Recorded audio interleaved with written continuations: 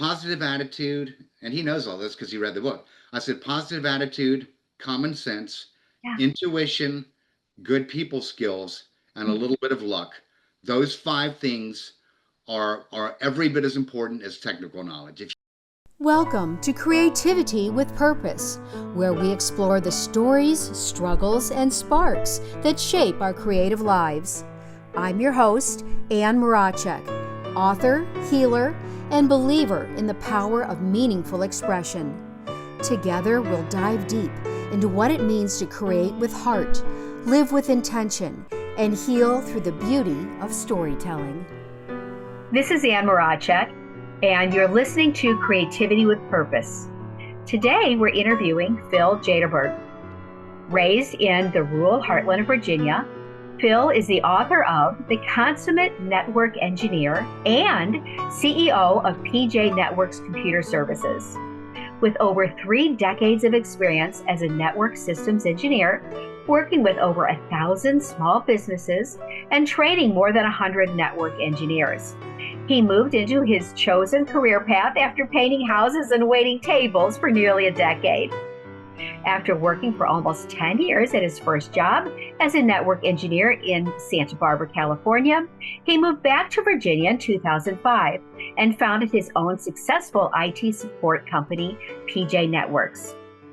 Phil's perspective highlights that qualities like perseverance, patience, a positive attitude, and strong client management skills are paramount for success in his career field.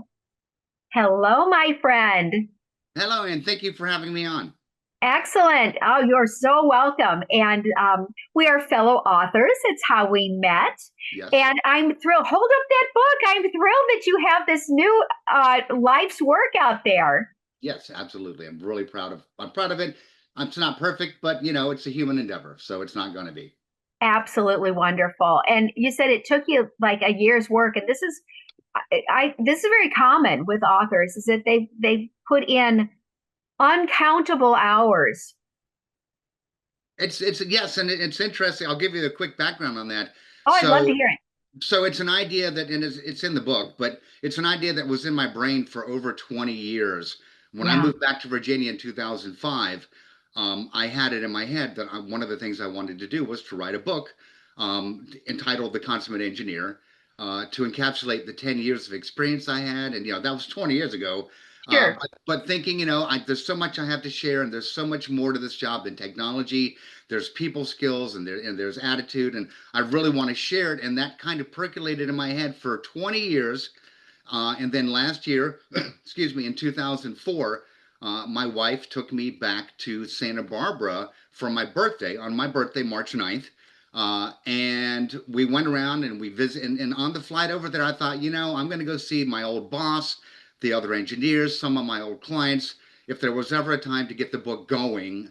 And so I whipped out a notebook on the plane, and during the 4-hour flight, I scribbled out the outline for the whole book, 7 chapters, the whole book, Wow. like 10 pages of writing. Got there, enjoyed the visit nonstop, got back home, and immediately got to working on it. And it was about a year later, on my birthday, that I finished the original draft. So it was a solid year of work. Yes, wonderful. And I think that personifies creativity with purpose, because you had this driving purpose. You had this need to share. You had this accumulated wealth of experience, and you wanted to gift the world with that. No, absolutely. And I've Yeah. so many of my friends, so many of my contemporaries, most of the adult friends that I have said at some point, one of my ambitions in life is to really write a book. So Yes. over, you hear that from time to time, and I'm like, yeah, yeah, me too. So I'm just really proud that I finally just stopped talking and got down to it. And honestly, I'm glad it turned out as well. I've gotten some pretty positive feedback. I'm glad it turned out as well as it did. But I've been writing poetry since I was a teenager, and if there's one thing I learned, it doesn't Wonderful. what you write doesn't have to be perfect. It just has to be from the heart. And Right. so Right. if it hadn't come out as well as it did, and I'm doing an edit on it now to make it a little better, but I really just wanted to say I did it. I said I Yeah. was going to do it, and I did it. And I want to write some more books. But if something happened to me tomorrow, I can go away knowing I left my legacy. Yes, exactly. Exactly. And gifting the world is such an empowering thing, isn't it? It is. It's very. It's Yeah. empowering. It makes you feel good, but not in like a self-serving way, but in just like I was telling you before we started the interview. I wrote a book a couple of years ago, Cybersecurity Essentials for Everyone. It's a very basic, common sense, 60-page booklet, I call it. We're giving it away for free to clients at cybersecurity events. I had my neighbor, my 75-year-old neighbor, my mother-in-law read it, and totally non-technical people. And I said, I want feedback because when I Yeah. hand this out, I want everybody. And all of them came back, and with a few minor edits, everybody's just been saying I understood everything. I mean, Wonderful. page 55 says in big bold print, not to get off track here, but number one rule, do not let anyone ever connect into your computer for any reason unless you personally know them or you verify them. That's one pager. And every time I hand it out, I say, look at page 55, because if people would follow that one rule, 50% of the data breaches that we see happen wouldn't happen. Wouldn't So, happen. yeah. Yeah.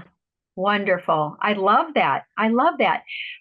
How did you come around to even finding computers and IT and this career, this engineering path? I mean, you were painting houses for heaven's sake. And How did this come about? I was painting how I didn't have anything. I didn't get to go. It's all in the book, but I didn't have the money to go to college after high school. I Uh-huh. stayed in my hometown, a little small two stoplight town in Orange, Virginia. I was good at painting houses, so I was making a livable income, Uh-huh. and I didn't have any aspirations to necessarily go to college. I just liked doing things. And Mhm. then before I turned 30, a friend gifted me a box full of computer parts, like random pieces, and Oh, said, "Hey, I'm throwing these out. Do you want?" And I'd never played with computer parts before, so I started looking at them and putting them together. And there were no online guides. There wasn't even really any internet back then, yeah, other yeah. than Gopher. And I actually made a working computer, and I found that I totally loved it. So I spent the Oh, next couple of months playing around with different parts I got my hands. And then I started thinking, I'm about to turn 30 and I need to have a real career. And then the opportunity came for me to move out to Santa Barbara in 1994, when I turned 30. And I knocked on doors and I did telemarketing. I did whatever I could. I waited tables. And then when I got my first opportunity at my first network engineering job, I threw myself heart and soul into it. And I spent 18 hours a day for the first year learning the trade. yeah. And by the end of the first year, I actually felt like I was starting to know something. But that was it. Once I did it, I fell in love with it. Wow. Wow. And how random that It you does just, seem. I think sometimes the universe is just giggling. No, absolutely. And it could have ended up being photography. Somebody Yeah. could have ended up giving me a camera and played with it and realized that that was my calling. But no, it just turned out that the universe, the Lord, was kind enough to say, here's something you can do with your life. And I've been doing Yeah. it for the last 31 years, and I have no regrets. I've loved it. It was stressful sometimes, and it was a lot of Sure. work, and it made it a little hard when it was time to have a family and all that. Mhm. But I don't regret a minute of it. And if I had it to do it all over again, I would do it exactly the way I did it the first time. Oh, that's wonderful. That's just wonderful. And, it takes a courage to walk through that door into the unknown because you were in a place of That relative. door. Yeah, there you go. Exactly, that door. So you were in a place of comfort. You had a career going, you were sustaining yourself, you were painting houses, you were good at it, and yet you weren't expressing your creative purpose. Something was missing. And I just love that you had the curiosity and the courage to make that shift because that is very rare. Most people will stay in that comfortable known instead of venturing out into the unknown. And that takes a lot of courage. I absolutely agree with you. But the one thing, and I think I even noted it in the book. I'm sorry if I say that a lot, but I put a lot into the book. I've noticed that a lot of people hit a point, regardless of what career they started, at Yeah, some point by the time they're 30, yeah, they either realize it's time for a change or they accept what they've gotten into. but most people, in their early 20s, a lot of people wander around. They go to college. They don't know what they want to specialize in. Mhm. Some people get married super young and then find out later on that they mature into somebody that they weren't. But I think by the time I just had it in my head that, as I was turning 30, I really felt like intuition was telling me I needed to find my calling.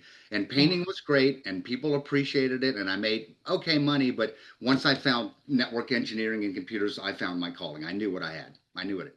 Isn't that wonderful? And you not only recognized it, but you went to college again. I mean, No, you actually pursued no, it no, head yeah, on, didn't you? no college degrees. And I started my career with zero certifications and zero formal training.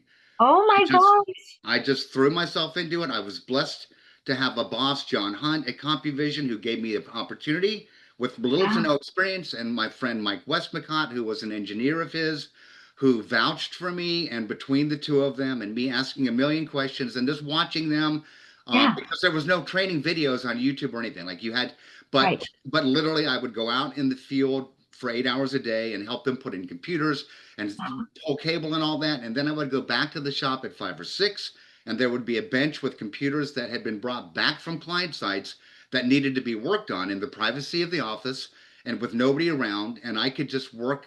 I would work until 11 or 12 at night, and then my boss Oh would my, call and let he go, Phil, are you still at the office working on computers? And I'd be like, yeah. Please go home and get a good night's rest. And so, but I mean, it's like when you find, I call it the zone. yeah. And I even told this to one of my clients. She said, well, my oldest child is going away to college and I'm going to have free time and I don't know what I want to do with it. And Yeah. I said, this is what you want to do. I said, find out what it is that you like to do, no matter whether it's reading or writing or walking or painting. If there's something in your life that you like to do where time, you lose all track of time Huh. and you're in the zone and you forget everything else in the world. That's what you want to do. And that's what it was for me. I literally, 11 o'clock, 12 o'clock, I wouldn't even realize how late it had gotten because I was so focused. And it wasn't work, it was fun. It was fun. Yeah. Yeah. Yeah. It was it was like when I sit down at the piano. Yeah. And I will be composing or playing or usually both. And all of a sudden the doorbell's ringing and my next student is there. And I'm like, what? It's how can it be 4 o'clock? Right. It was just 11 o'clock. Yes. Right, exactly. I'm thinking, are they early? No, you've just been at this for hours and you didn't even realize it. Yep. And that is the zone. That's Yes, exactly what I'm talking about. exactly. And it's a wonderful thing when you find that creative purpose, isn't it? It is. Yeah, It's unbelievable. I mean, I had always kind of hoped that I mean, I wasn't like going to bed every night crying or I wasn't desperate. sure. But I didn't realize until after I found my calling Yeah. that I was missing it. I would be like, I mean, and I'm a spiritual and religious guy and all that, but it would be like somebody finding religion or somebody who had never driven a car and then they found out that it's like it was just this blessing. And if I'd never had the opportunity to touch computers, I may have never found it. And I may have found some, I mean, I believe that the universe conspires on behalf of the well-intentioned, and that's also in my book. It's one of my favorite quotes. But I believe that whatever I ended up doing, that I would have found something good. But I just couldn't have imagined that it would be as good as this has been for me. It's been a Isn't blessing. that wonderful? Isn't that wonderful? And you have children now? Yes, I've got a Yes. 16-year-old daughter. I've got a wife, Kelly, and a daughter, and she's 16 and she's driving now. Oh my Um, I'm married. gosh. I married late. I married late. I was one of those people who I was determined not to marry until I found somebody that I fell madly in love with and There you wanted go. and wanted to spend the rest of my life with. Yeah, And as I got into my 40s, because I came back to Virginia, I'd never been married, yeah, and people would be asking like, "Well, aren't you ever going to get married?" I'm like, "Should I? Do you want me to just run out and get married?" It's like yeah, if I find the right person, trust me, I will ask her. yeah. But if I go to my grave without ever being married, then that's what the universe had in mind for me. But there was no, it was just like finding my career. If Yeah. I'd never found it, I wouldn't have run out and desperately done something. I was doing what I needed to do, but I found a blessed wife and she's been awesome and she balances me out. I'm a little bit more of an active, outgoing, energetic person, and she's Huh. more of an, I wouldn't say serious, but a logic minded person. She was an attorney before in Oh, Colorado. okay. and she's great with legal documents and spreadsheets, and those things are horrible to me. And but I'm Yeah, so in the company, I'm what they call the visionary. If you follow the entrepreneurial organization, sure. the EOS, so I'm the visionary, and she's the implementer. She's the one who makes sure that stuff gets done. She makes sure that none of my wild ideas go too far without being vetted. So I mean, we make a great team, and then our daughter is a delight. I mean, I don't want to brag on her too much, but I wouldn't change a thing about my daughter if I could. I mean, she's so awesome. That's so fabulous. And I am blessed in a similar way. I am in front of the camera, and my husband does everything behind. He does all the video editing and the uploading. And He's yeah, the implementer. he is the implementer. And you can't have the creator without the implementer That is because yeah, I can play and compose all I want, but if the music just sits in my living room, who's going to hear it, right? yes, yeah, you bet. Yeah, yeah, exactly. And I feel like when you're a creative person and you have some kind of inspiration, for me it's music, for you it's the computer, IT. But when you have some kind of an inspiration that flows into you, I believe it goes through you because it has to go to somewhere. Yes, It is destined for a designated recipient, yes. right? Yeah, no, yes, I agree, Yeah, and you hit the nail on the head, and you hit on a subject that I've believed in for many years. I yeah, started writing crappy poetry when I was 17, just because I was very creative, and and I'm good with rhymes, yeah, really good with rhymes. And so the first few I actually wrote some really good ones when I was a teenager, but they yeah, were mostly, I mean, I write so much better now, but I realized after doing it for maybe a decade, and people would say, "Wow," and I'd show them some of my best stuff, and they yeah, would be like, "Wow, how long did it take you to write that?" I'm like, "About 30 minutes." yeah. And then I would pull out a crappy poem, and they'd be like, this how long did it took me about 4 hours. And they would go, why? And I would say, because when you are hit with an inspiration, Yeah. you don't write the poem. The poem writes itself, and you are the vessel. It's like somebody Right. is channeling it, and the next thing you know, you're like, wow. And part of writing, I mean, you've written books. Part of writing this Sure. book, Yeah. there were a few chapters that I had to grind through because I had this concept of what a book should be and could be, but most of it, literally, I sat on my couch and I used Google Docs to dictate it. Uh-huh. I'm publishing it using Word and Kindle, but once I got the book started, I'm a crappy typer. I'm like 35 words a minute on a good day. So once I had the flowing, I realized that Google Docs was so good at dictating that I could just sit on my couch with my phone in my hand, and I would literally just start stream of consciousness. And Yeah. each section in most of the sections are 3 or 4 paragraphs Uh-huh. broken up into larger chapters. And I would just pick up the section like a topic, and I Mhm. would ramble for 3 or 4 paragraphs, not worry about the formatting of just get it. And then I would go to the next. And before I knew it, I had 150 pages written. And that was before I even really sat down at the computer to start organizing it. Now it's at about 315 pages. Uh-huh. And on this next edit that I'm going through, I'm probably going to add another 30 or 40 because more ideas are coming. But the good stuff, and probably the same thing, when you're writing, it just comes to you. It does. It does. I always say with the music, not from me, but through me. Right. Yes, absolutely. Yeah. Yes. I read, I have bachelor's and master's degrees in music composition. And of course, some of the things that are required are music history courses, right? Yes. And I found memorizing dates and places very droll. But what I did enjoy was the stories that we got about the personal lives of the composers, Yes. right? The Yes. human side of it. Okay. Yes. Um, and Brahms always fascinated me. Um, and I remember he wrote, I've never composed a note in my life. I've only just taken dictation. Excellent. That is an awesome quote. Isn't it wonderful? And when I was a freshman in college, I read that and went, well, that's stupid. Right. Right at tender age, But now because you get I'm it. in classes grinding away at learning how to do retrogrades and inversions and learning all the chord stacks and you know, I'm in they're filling my brain with technical ticky dot. This is Theory how you and do it, right? yeah. Scales and arpeggios, right? Yeah. But now that I've matured and I actually am a composer, all of that is essential background noise. It was good foundation. Right, But exactly. it's not what you use to But write. that's not actually what I use. That's just there as a tool. Yes. You know, Yes. like Rembrandt had a brush, Right. but the brush did not paint the painting, Right. Right. right? Yes. Exactly. So it is a necessary for me to be able to understand the music I'm hearing and to be able to write it onto the score. But the actual flow of the music, I think, comes from the universe. It's inspired. It is. And I hear the music coming through as a finished composition. I'm Wow. not concerning myself with, what is my chord progression? And half the time I don't even know what key I'm in until Right. I finished writing it down and I stand back and I look at it and go, oh, Yes. well, that's indeed. Who knew? No, I totally understand. And there are entire sections in my book that I Yeah. wasn't, because because I just dictated off the top of my head. Yeah. And I was real. I mean, the first run on 90% of what I wrote, I was happy with.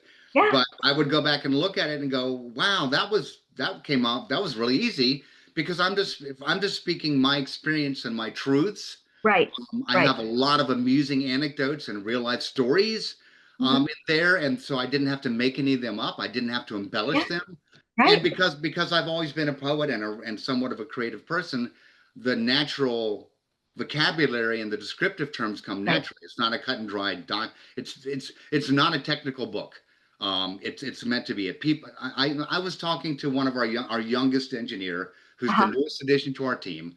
And one of the three reasons I wrote this book in the first place was because I wanted a training manual for the younger, newer engineers joining us. So not only would they understand what they needed to know to do the job, but even to determine if they wanted to. Like the whole first four chapters are saying, if you don't like this, or if you don't have that, if you don't have patience, if you don't have persistence, if you get easily frustrated, then this is not the life for you. But I was talking to him in front of a client site yesterday after we did a visit helping them set up some phones.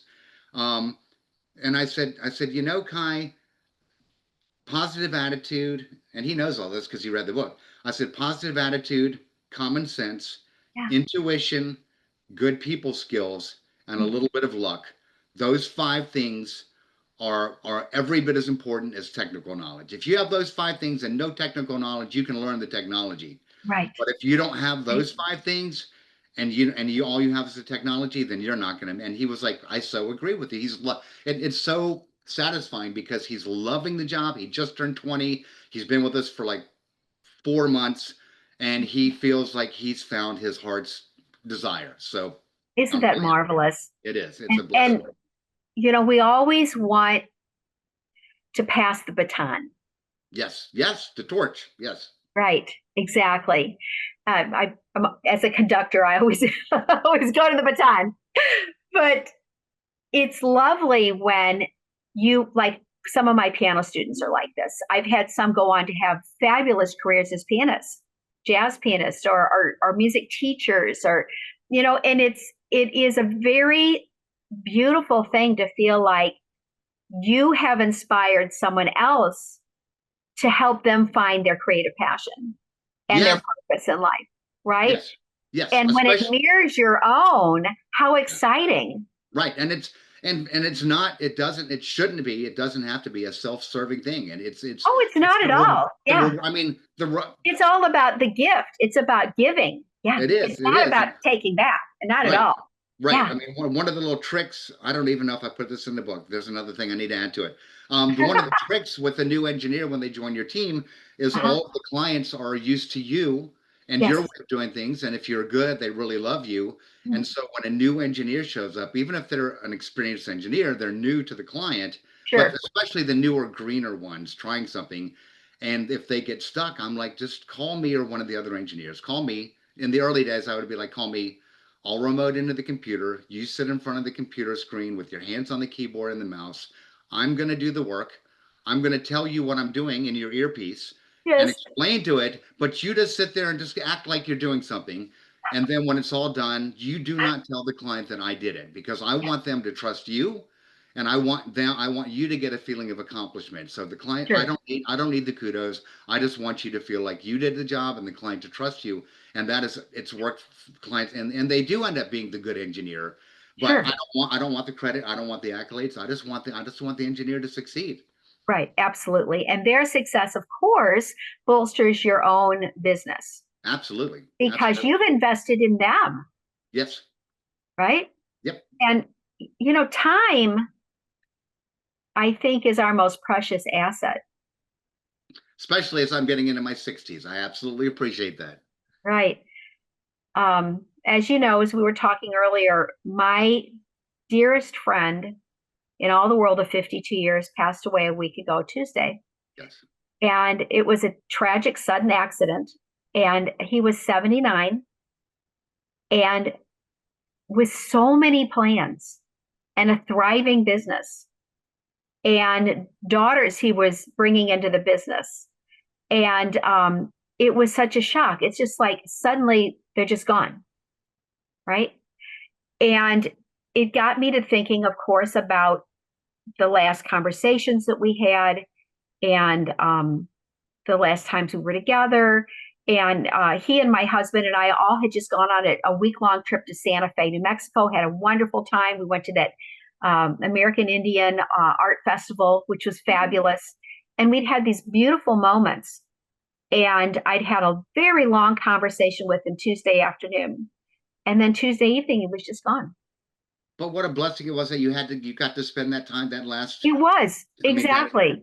And it got me to thinking, because we had this genuine connection, this genuine openness, and this genuine heartfelt connection, our interactions and our conversations were meaningful. yes, it Okay. wasn't small talk. No, it it was wasn't. real. It was a connectiveness. Yes. And so, therefore, even though he's gone, there's nothing inside that I'm like, oh, I wish I'd have said, or, oh, I Yes. wish I hadn't said. No.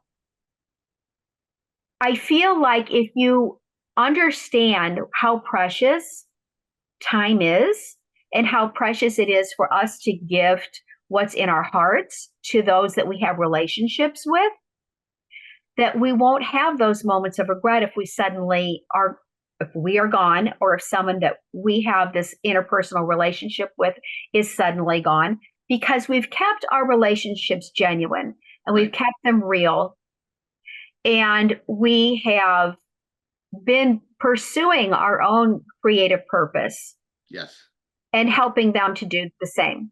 I agree. I couldn't agree with you more than there's a little section in my book called No Regrets. Yeah. It's Oh, there mostly you go. about, and it follows the section called Make Up Your Freaking Mind, because I love it. there's almost nothing more annoying than an engineer who sits there with two possible ways to go. And it's like, you know what, honestly, and I know this sounds anti-intuitive. If it's 50-50, flip a coin and just go with whatever it is, but whatever you do, and then no regrets. You make your best decision Yeah. and you have no regrets, because on top of doing what you need to do, Mhm. regret is a waste of time. It is. Some people spend a good part of their life Yeah. living regrets over what they didn't do, and because they're sitting there in regret, they don't do. So just do, right? Just Right. do.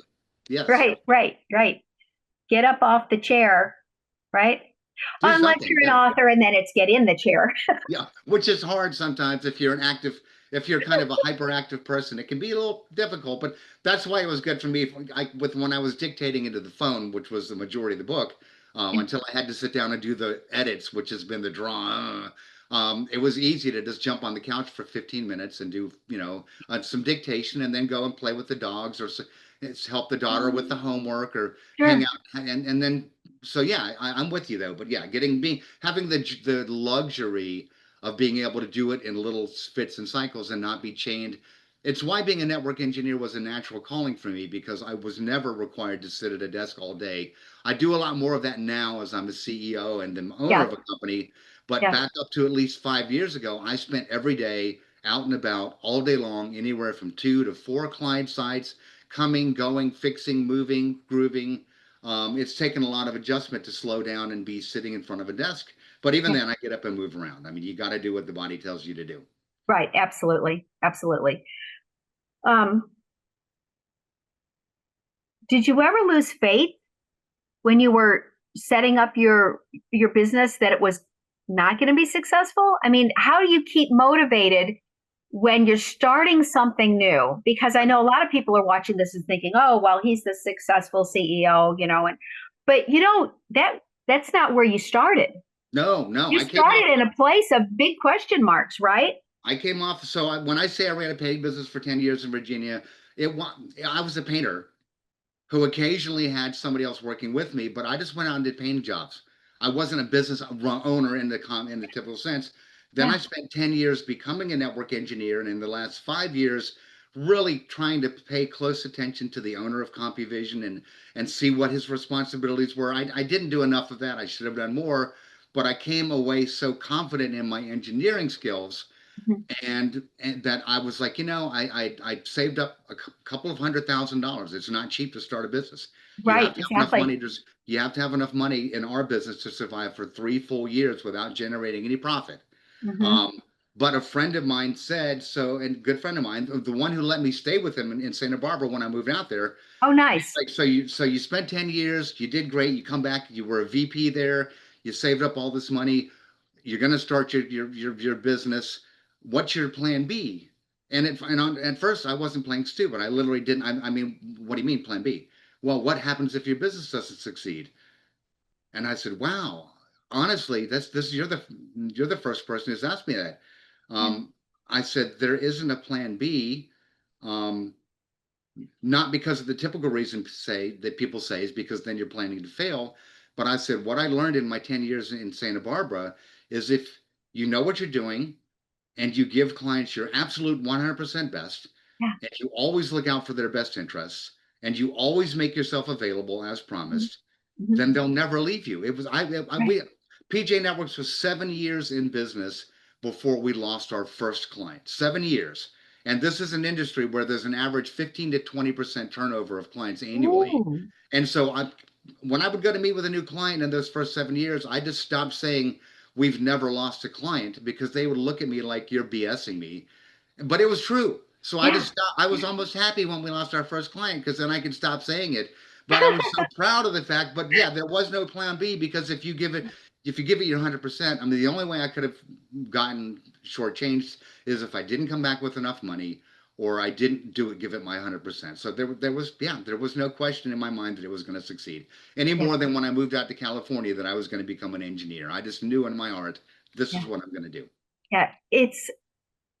I think people need to understand that it is possible to envision and manifest the life you want to live, Yes, absolutely. right? First in thought, then in word, then in action. Right. Envision it, go Because live it. that's just the way the universe works. Yes, Everything that exists in our modern world is here in the physical because somebody imagined it, thought of it. Yes, it started as an idea. I'm with right? you 100%, Ann. Yes, Exactly. I mean, telephones didn't just poof appear on your counter, right? right, right. Someone had that imagination and said, you know what? Wouldn't it be cool? Hmm. Right? And Absolutely. then continue to creatively express that idea by focusing on manifesting it into the physical until now all of us take it for granted, right? It's here. But it was just a thought. Yes, absolutely. Might It have was started just with, a thought. could have started with two tin cans and a string. And it's like, hey, wouldn't it be great if you could do this over long? I mean, we Yeah. don't know how it evolved. Yeah. But I got my first cell phone at actually before I even got in my first IT job. I worked at a company that handed me a cell phone. It was a clunky old thing, Yeah. um, and I would have never imagined 35 years ago that one day everybody in the world, including my 91-year-old mother, would have a cell phone. So yeah, these ideas are, yes, it starts Exactly. with an idea and it takes Every off. it all does. It all starts with an idea, right? Yeah. And sometimes you just have to have that inner knowing that the future that you're envisioning is possible. Yes. It's And conviction and it's intuition. yeah, and we And don't then, get from here to here in a day, right? no, Every day we just do one more thing that brings us closest to our manifest goal. and you One don't more get thing, there one if more thing. and you don't get there if you're continually second guessing or doubting yourself. Yeah, That's one thing I yeah, learned. I mean, I follow, there's some new age philosophies I follow, and one of them is that nothing stays the same. Everything's changing, but it keeps changing back to the same thing. But if you make up your mind that this you're going to do this, but then you second guess it and say, well, that's, and then you're basically just you're coming out even. So yeah, if you just start pushing in a positive direction, I've had this idea that I haven't actually thought about in years, that everything, every person, every situation is always in a state of either spiraling upwards or spiraling downwards. oh, absolutely. And when you're in a situation or a mood or a circumstance that's spiraling downwards, do your best to stop that momentum, disengage, do something else, and wait until the momentum starts moving it positive, and then put everything into it. And if you do that, then you're always moving up and you're never moving down. Right, absolutely, Yeah, absolutely. yeah. And there's so many things in life that are like that. Hmm. Um, Relationships, career paths, yeah, Health. I mean, health. Yes, oh, absolutely, health. When my husband and I were in Bali, Indonesia, mhm. I went to a very fancy restaurant on the beach. They had a fire show and it was very posh. And they fed me a grouper, which was toxic. And I got sick with Sigma poisoning. Mm, And it's a neurotoxin. It's one of the most deadly poisons on the planet. I've It's heard being that. caused because of the ocean warming is causing the coral to become toxic. And the little fish eat the coral and the bigger fish eat the little fish. And it gets concentrated as you go up the food chain. Well, groupers are one of the worst carriers of this. And I was violently ill in terrible pain. And I ended up in a coma for 3 days Wow. in a Wow. hotel room in Bali. And my husband was trying to get a med jet to get me back to the States. And I mean, you can't make this stuff up. The volcano on the neighboring island of Java erupted Wow. and closed all the airports. Right. What the, So I have this husband in a hotel room with a wife in a coma and no airplanes. Right. yeah. It was pretty traumatic. But the point of all that is when I got back to the States finally, I went to many, many MDs. I was in stage 4 thyroid and adrenal failure. Wow. I swelled up. I ballooned up. I went to 200 pounds Wow. at 5'3". Okay. Well, Yeah. And I was, every nerve in my body was inflamed and on fire. how long And did it take to recover from all that? 7 years. Oh my God. But the point is that MDs all said there's no antidote and there's no path to recovery. Do you have a will? Yes. My wife is a former attorney that did wills, estates, and trusts. So I have a will, a living will. My mother does. Everybody in our And family. that was their question to me always. Do you have a will? Yeah. Because they were telling me I was not going to recover. Got it. And I had this intuitive knowing. It's like, this doesn't make sense. If this was a toxin that I ingested, isn't there a way to pull that back out of the tissues? Isn't there a way to detox? Yeah. Right? Yeah. And I found myself a naturopath doctor who put me on constant detox protocols. And she's like, I don't know which one's going to work. We're just going to do them all. Sure. And it took me down a path of recovery. And I slowly began to get better. And she was drawing blood once a month. We were monitoring what was working. I began organic gardening. I terraced almost my whole backyard with raised garden beds. Love I that. started doing all of my own canning and making all of my own produce. I started making all of my own facial products, my own toothpaste, my own facial creams. Everything was completely organic. Wow. And you know what? What? It's been 7 years, and I now have a completely normal adrenal gland, fully functioning. And my thyroid is a little par, but almost normal. Got it. Wow, And we're that's still amazing. working with the thyroid. So sometimes these naysayers and these negative diagnoses, you just have to say, you know what? No, thank you. I Yeah. have a vision of how my life is going to manifest. Yes. And I'm Yes. going to do everything I can to keep moving toward the goal of a career, Yes. healing, whatever it is that you're envisioning, right? Yes. Because all things are possible. I believe that. Yes. 100%. Yes. There are a million people in the world, bazillion people, pick a number, that have a miraculous story that they can share, Yes. right?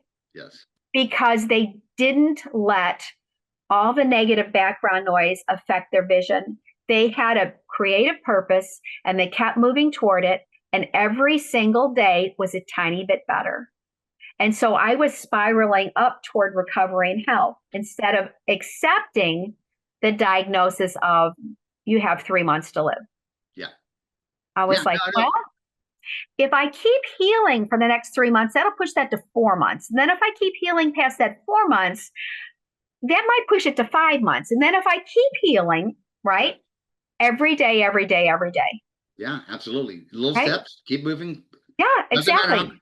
it may not be moving up quickly, but it's spiraling upwards. And when you catch that momentum, do not let it go. Do not, but like you said, no naysayers. If you have to walk away from it, or if you're good, if you Yeah, can just look somebody in the face who's giving you negative and it's not politically or socially acceptable to literally turn and walk away, which yeah, I'm pretty blunt. If somebody's saying BS and I just don't really want to hear it, I don't have any problem turning around and saying, I got to go.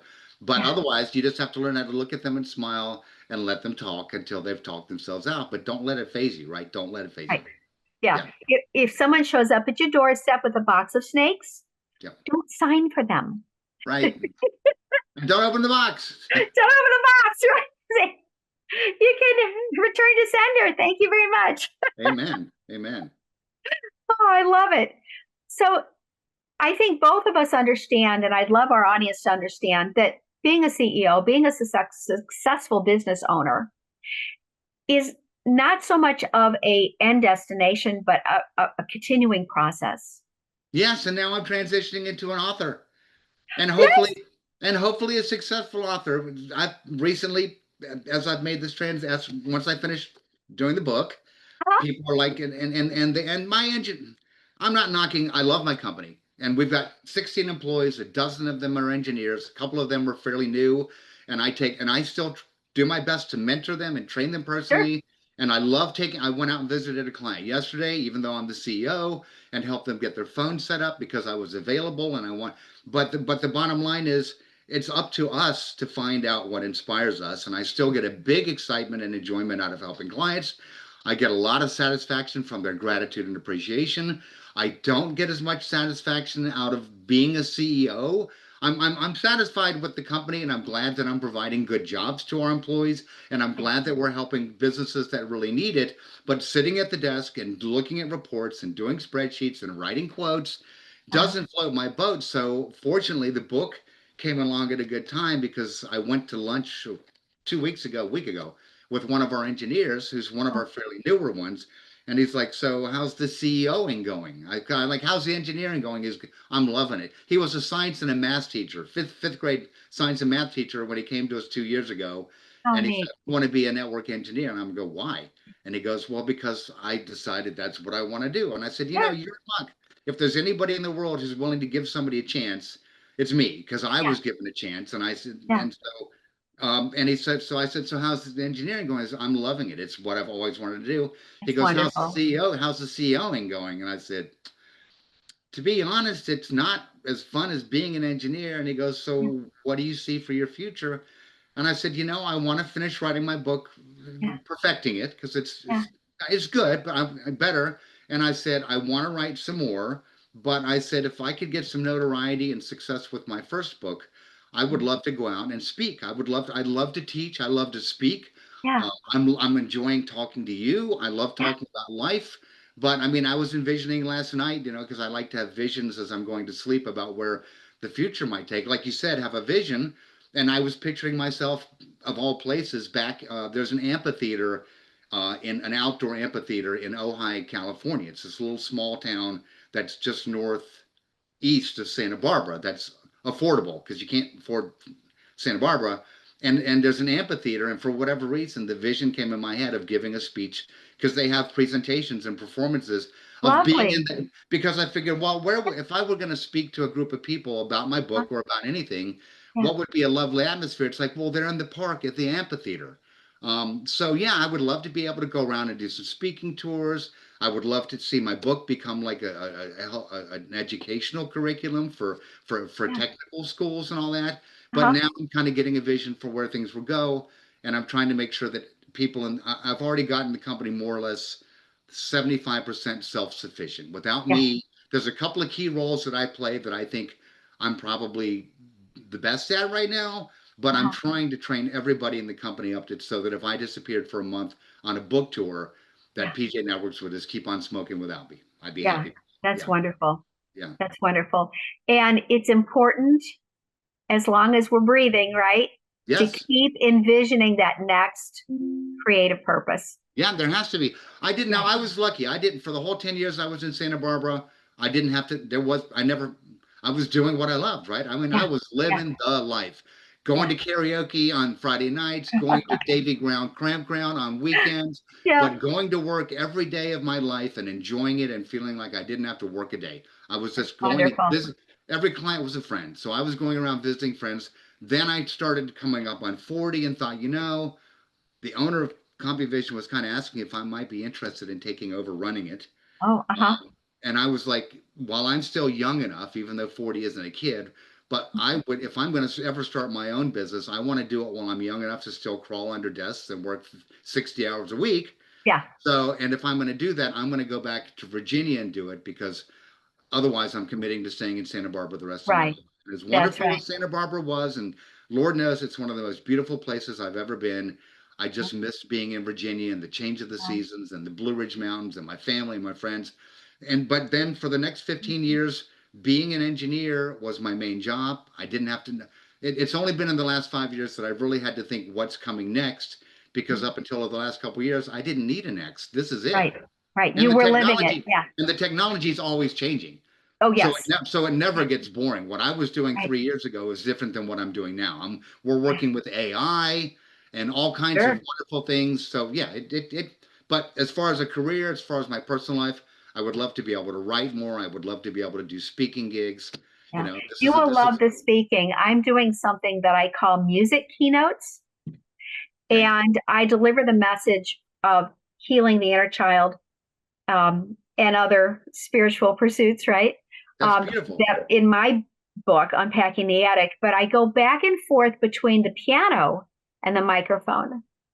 So I have composed original scores that underline the emotional, contextual environment of the message. That's And I think that, yeah, with the music, right. So, and I think that when people experience music, that speaks straight to the soul. it does. That's why when you go to a movie theater, you don't sit there in a silent theater and just hear the dialogue. There's always the score, and the Yes. music informs the emotion, right? Yes. Yes. Like drum roll, please. You know something's Yes. coming, right?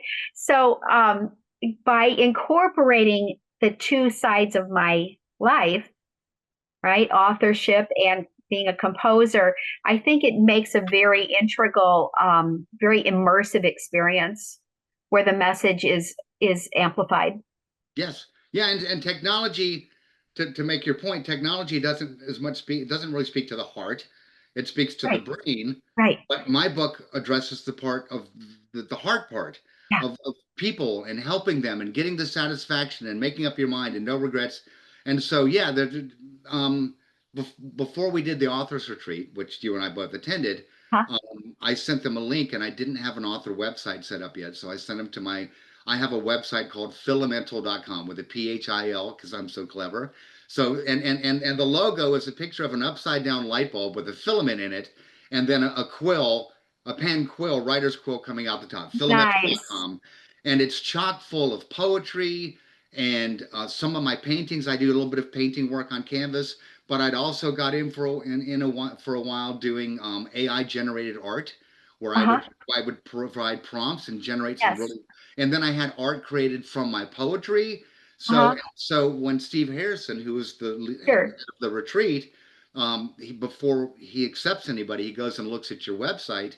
Yeah. And when we talked before he admitted me, he goes, "Wow, you are really a right brain, left brain person, aren't you?" Yes. He said, You "I guys thought got you were that. going to be all Mr. Technology." He said, "But there was Uh-huh. nothing about technology on your website." And I said, "No, but I'm so yeah, it's like you. There's got to be that left brain.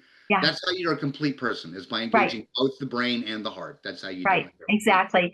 I agree. And, even in science, they talk about the heart-brain connection, Yes, right? It's essential. It's yes, essential. Well, we have about reached our time, and this sure. has been absolutely a delight, Phil. Thank I you. It's been just, wonderful for you me. have such fun energy, and this has been wonderful. And tell people how they can get in touch with you. Okay. So my email address is pretty simple. It's Phil at PhilJaderborg.com. So my first name, Excellent. last name, PhilJaderborg.com. I haven't stood up my website fully yet. So for the time being, the one I just mentioned, Philamental, Philamental, Phil is mental, Philamental.com, where you can see lots of stuff. And there's a plug for my book on there. Um, I Good. love answering emails. So if anybody wants to post on my website or send me an email or ask if somebody has a technical question that's driving them crazy, I still do that. So Excellent. I would love to, and I have a good Facebook page. You can just go to Facebook, look for Phil Jaderborg. So yeah, I would love to get some feedback. And if anybody sees this and would like to speak with me, whether it's a formal interview or just have a chat informally, I love sharing my ideas, philosophy, and I love hearing other people's like you, Anne. You've been wonderful to speak with. Thank you so much. Well, you have a blessed day. And for now, we will sign off. Thank you so much. This has been great fun. You have a blessed day too. Namaste.